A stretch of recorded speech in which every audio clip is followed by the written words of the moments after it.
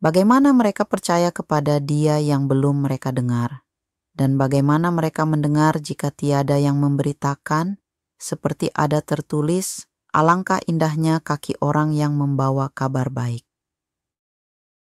Sekarang mari kita membaca firman Tuhan dari Mazmur pasal 27. Aman dalam perlindungan Allah.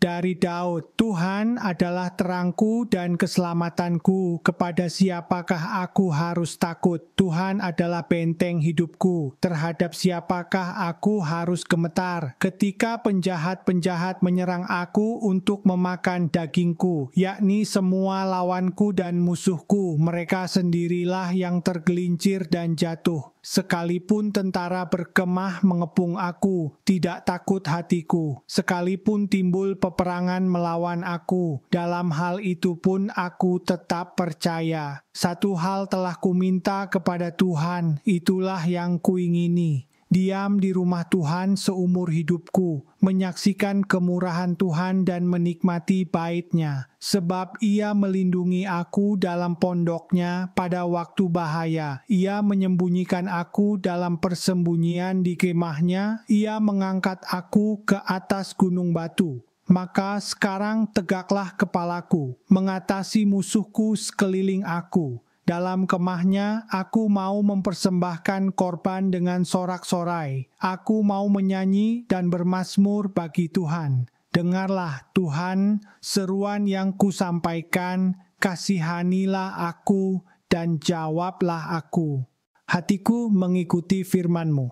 Carilah wajah-Ku, maka wajah-Mu kucari, ya Tuhan. Janganlah menyembunyikan wajah-Mu kepadaku. Janganlah menolak hamba-Mu ini dengan murka. Engkaulah pertolonganku, janganlah membuang aku, dan janganlah meninggalkan aku, ya Allah penyelamatku. Sekalipun ayahku dan ibuku meninggalkan aku, namun Tuhan menyambut aku. Tunjukkanlah jalan-Mu kepadaku, ya Tuhan, dan tuntunlah aku di jalan yang rata oleh sebab seteruku. Janganlah menyerahkan aku kepada nafsu lawanku, sebab telah bangkit menyerang aku saksi-saksi dusta dan orang-orang yang bernafaskan kelaliman. Sesungguhnya aku percaya akan melihat kebaikan Tuhan di negeri orang-orang yang hidup. Nantikanlah Tuhan, kuatkanlah dan teguhkanlah hatimu. Ya, nantikanlah Tuhan.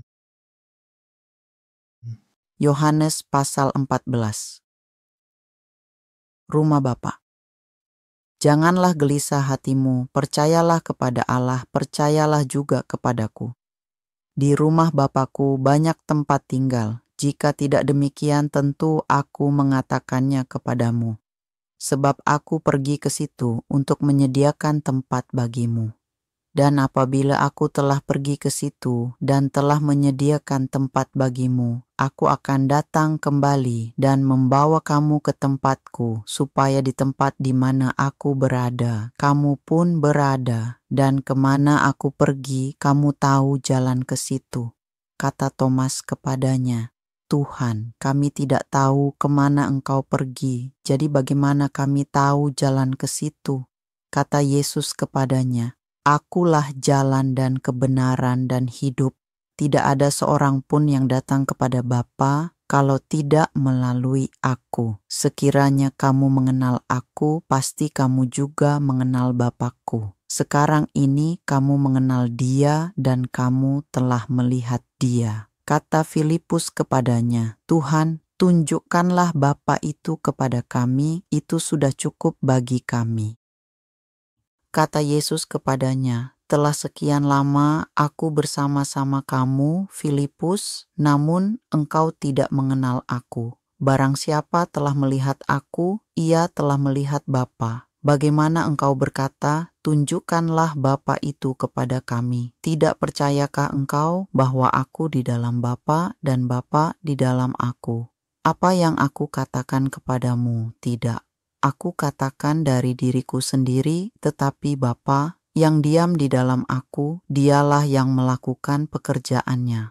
Percayalah kepadaku bahwa aku di dalam Bapa dan Bapa di dalam aku.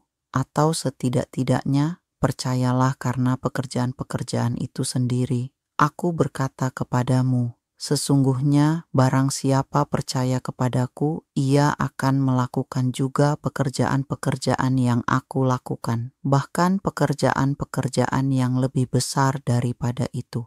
Sebab aku pergi kepada Bapa, dan apa juga yang kamu minta dalam namaku, aku akan melakukannya, supaya Bapa dipermuliakan di dalam Anak. Jika kamu meminta sesuatu kepadaku dalam namaku, aku akan melakukannya.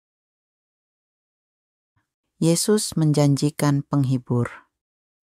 Jikalau kamu mengasihi aku, kamu akan menuruti segala perintahku. Aku akan minta kepada Bapa, dan ia akan memberikan kepadamu seorang penolong yang lain, supaya ia menyertai kamu selama-lamanya, yaitu Roh kebenaran. Dunia tidak dapat menerima dia, sebab dunia tidak melihat dia dan tidak mengenal dia. Tetapi kamu mengenal dia, sebab ia menyertai kamu dan akan diam di dalam kamu. Aku tidak akan meninggalkan kamu sebagai yatim piatu. Aku datang kembali kepadamu. Tinggal sesaat lagi dan dunia tidak akan melihat aku lagi, tetapi kamu melihat aku sebab aku hidup dan kamu pun akan hidup. Pada waktu itulah kamu akan tahu bahwa aku di dalam Bapa-Ku dan kamu di dalam aku dan aku di dalam kamu. Barang siapa memegang perintahku dan melakukannya, dialah yang mengasihi aku. Dan barang siapa mengasihi aku, ia akan dikasihi oleh Bapa-Ku, dan aku pun akan mengasihi dia dan akan menyatakan diriku kepadanya.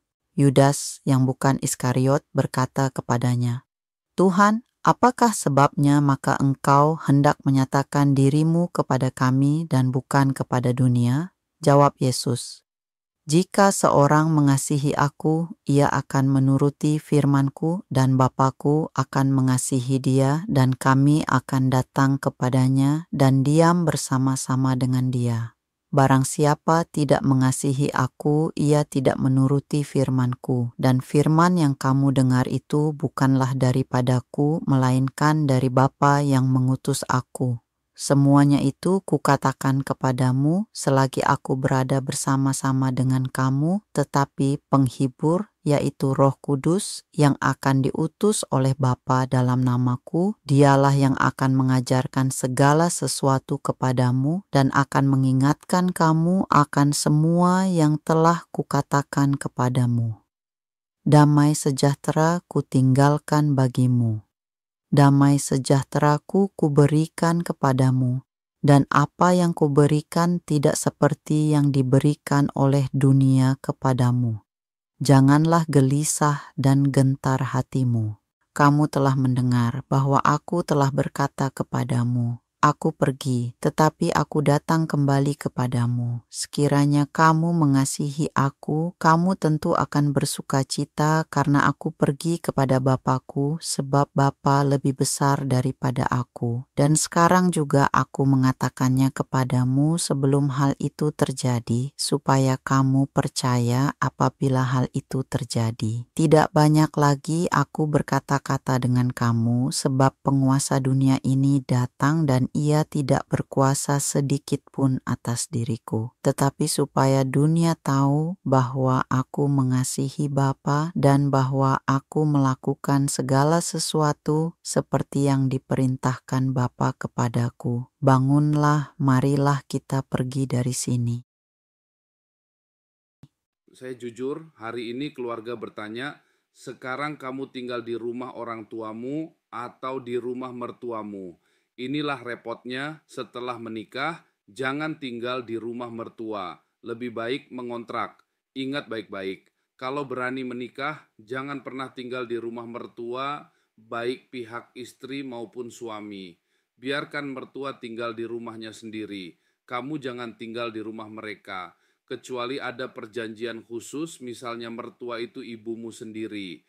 Tetapi jika mertuamu masih tinggal lengkap dengan pasangan dan anak-anaknya, jangan pernah tinggal serumah. Kalau ingin pernikahan benar, kepala rumah tangga harus kamu berdua, bukan mertua. Percayalah, konflik akan muncul, bukan karena mertua atau menantu itu pasti jahat, keduanya bisa baik, tetapi hubungan mertua dan menantu sering tidak cocok bila tinggal satu atap. Pengecualian, jika mertuamu dirawat di rumahmu, maka kamulah kepala dan ibu rumah tangga, bukan mertua. Bagaimana kalau tinggal di rumah orang tua sendiri? Ingat, bagi pasanganmu itu tetap mertua. Prinsipnya sama, sebaiknya tidak. Kalau ibuku tinggal di rumahku, kedudukan ibu rumah tangga tetap pada anak yang punya rumah. Kami tetap berbakti. Kami pernah repot soal pembantu. Ibuku kerap keras pada mereka, sampai kami sering berganti pembantu setahun sekali, bahkan pernah sebulan sekali, bahkan seminggu. Apakah kami memarahi ibu? Tidak. Benar atau salah, itu tetap ibu kami. Solusinya, jika harus memilih, lebih baik pembantu yang berhenti daripada memojokkan ibu. Risikonya, ibu yang akhirnya mengerjakan banyak hal di rumah. Tidak ideal, tetapi kami menerima konsekuensinya. Intinya, orang tua yang tinggal di rumah kita perlu tetap dihormati, meski kadang kesalahan justru ada di pihak orang tua dibanding pembantu. Tetap utamakan membela orang tua, bukan pihak luar. Pembantu adalah orang lain, mertua adalah orang yang melahirkan pasanganmu. Pembantu bisa saja berbuat jahat pada anakmu, sedangkan mertua kecil kemungkinannya, kecuali kamu berutang dan hubungan jadi tidak sehat. Ada juga masalah diskriminasi cucu. Jika anak punya uang, cucu disayang. Kalau tidak, cucu diabaikan. Itu tidak benar. Bertobatlah. Karena itu, jangan tinggal di rumah mertua. Kalau kamu miskin, anakmu bisa jadi korban situasi. Meski ada mertua baik, banyak, tetap lebih aman tidak tinggal serumah. Alasan lain, pasanganmu tidak akan dewasa, sudah umur 30-40 masih tergantung pada orang tua. Biarkan suami atau istri belajar mengambil keputusan, bahkan jika salah. Kalau tinggal di rumah mertua, akan muncul sifat manja dan konflik kecil menjadi besar. Jika mertua yang tinggal di rumahmu, itu lain, kamulah yang memimpin. Bagaimana kalau tinggal di rumah bapakmu sendiri? Sama saja, bagi pasanganmu itu mertua juga, jadi hindari. Mengapa? Karena ketika terjadi konflik, kamu cenderung membela orang tuamu. Omongan kecil menjadi panjang, akhirnya kamu bertengkar bukan dengan pasangan, melainkan dengan mertua. Lalu masalah lama seperti bibit, bebet, bobot diungkit hingga 7 generasi. Percayalah, jangan sampai. Lebih baik kontrak dulu. Tidak perlu memaksa beli rumah. Kalau sudah niat menikah, siaplah membayar kontrakan dan bekerja. Kalau belum bekerja, jangan menikah dulu. Kalau sudah ingin berhubungan intim, tapi belum mampu secara finansial, tahan diri, jangan menikah dulu. Bekerjalah dulu supaya mampu menafkahi dengan benar. Para perempuan pun jangan menerima lamaran dari laki-laki yang menganggur. Kalau memaksa, ujungnya kembali ke rumah mertua dan menambah masalah, kontrakan tak terbayar dan beban berpindah ke orang tua. Prinsipnya sederhana, yang tidak bekerja jangan makan, jangan minta kalau belum berusaha. Kerjakan apa saja yang halal, baru kalau kurang, minta bantuan. Jangan tidak bekerja, lalu meminta. Jika sedang menganggur, hematlah, makan sehari sekali, puasa, agar tetap sehat dan disiplin. Kalau bekerja, makan sehari 3 kali. Prinsip kedisiplinan ini saya alami sendiri dan terbukti menolong. Saya pernah menganggur, bahkan sampai setahun. Setelah keluar dari penjara, saya kuliah dan menulis buku. Saat itu saya makan sekali sehari, berdoa, dan memohon berkat Tuhan. Tuhan menuntun saya dalam pelayanan dan penulisan sampai buku itu menghasilkan. Barulah saya kembali makan 3 kali sehari. Menganggur membuat energi berlebih tanpa arah. bisa jadi sumber masalah, bergosip, bahkan mengganggu orang lain. Karena itu, jangan menganggur, isi hari dengan hal berguna. Laki-laki harus bekerja, kalau bisa di luar rumah, dengan perhitungan biaya yang masuk akal. Ada banyak hal yang bisa dikerjakan. Menulis, membuat produk rumahan, memasak untuk keluarga. Yang penting, jangan menganggur. Ada hal yang lebih penting, tinggal di rumah Bapak Surgawi, bukan berarti menunggu mati, sebab surga itu mulai sekarang. Sebelum Yesus disalib, mati dan bangkit, orang menantikan paradise. Setelah kebangkitan, kehidupan bersama Bapa itu hadir sekarang. Yesus berkata, di rumah Bapakku banyak tempat, itu bukan hanya nanti, sekarang pun kita bisa hidup dalam hadirat Bapak Surgawi, bukan di rumah mertua secara rohani.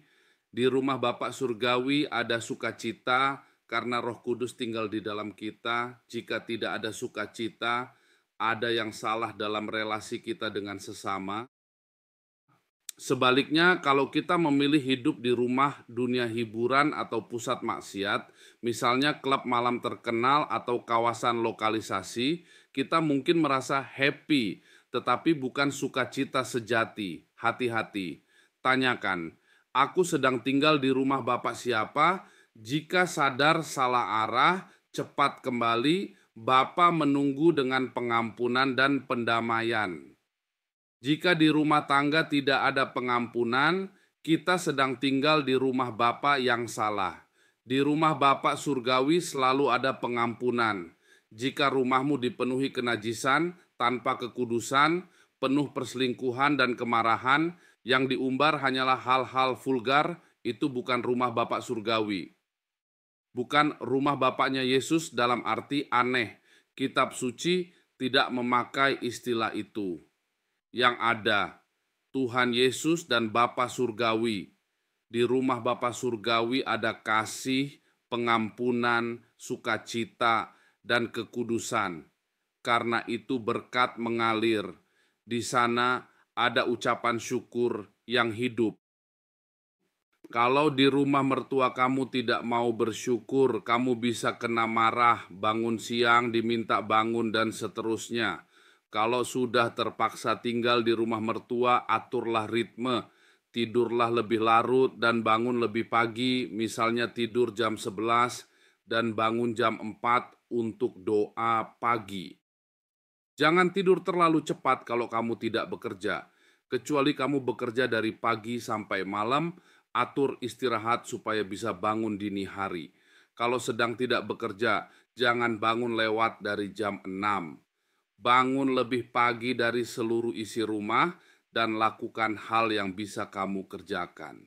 Jika tinggal di rumah Bapa secara rohani, tetap bangun pagi mengejar berkat yang disediakan sebelum matahari terbit. Kasih Tuhan tidak berkesudahan, rahmat-Nya selalu baru setiap hari, setiap pagi. Karena itu banyak makhluk memuji Tuhan di pagi hari, keluar pagi, hirup segar udara, nikmati kasih dan berkat Tuhan. Waktu yang paling segar adalah sekitar jam 4 sampai jam 8 pagi. Setelah jam 9, kesegaran itu berkurang. Carilah Tuhan, ucapkan syukur setiap hari. Jika ingin tinggal tetap di rumah Bapa, peliharalah sukacita, kekudusan, pengampunan, dan damai bagi semua orang.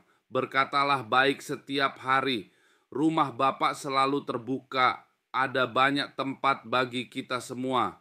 Sayangnya, banyak orang lebih betah tinggal di rumah mertua daripada di rumah Bapa surgawi. Padahal alasan sebenarnya sering karena takut melangkah dan berserah penuh kepada Bapa surgawi. Beranilah melangkah. Jehovah Jireh, Tuhan mencukupkan. Di rumah Bapa surgawi juga ada aturan.